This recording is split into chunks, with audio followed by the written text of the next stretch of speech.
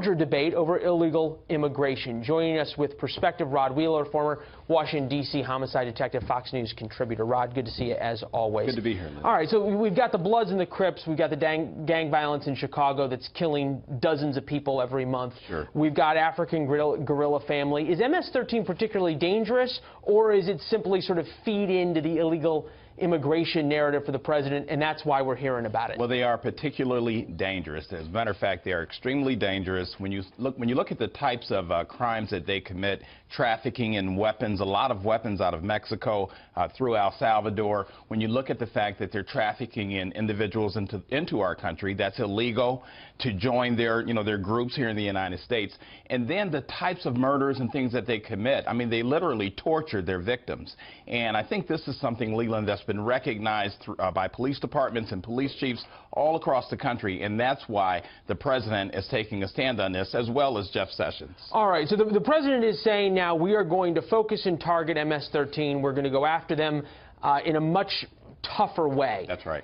Does that actually mean anything? Can they do anything that's going to make a difference? I think so. As a matter of fact, when you start looking at the actual numbers, and I don't have the actual numbers here, but we have seen somewhat of a decrease in these types of crimes that's committed by groups such as MS-13. So already, and it's only been 6 months, Attorney General Jeff Sessions and the president, they have really focused on really cutting down on these individuals, really coming from the angle of illegal immigration, which is actually a smart move. Why? Because a lot of these individuals that's committing these crimes, believe it or not, they come into the country illegally. So if we can kind of focus on that, maybe that way we can get these individuals out of the country.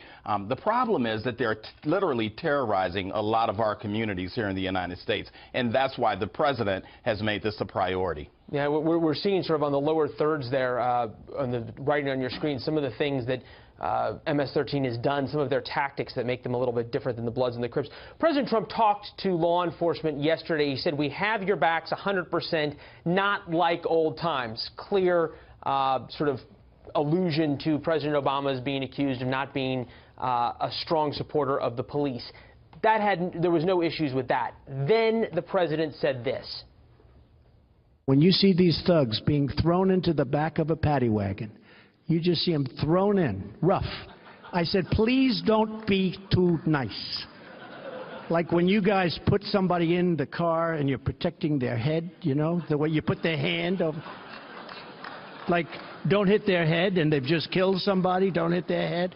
I said, you can take the hand away, okay? You put a lot of people in the back of squad cars, Rod. How'd you feel when you heard that?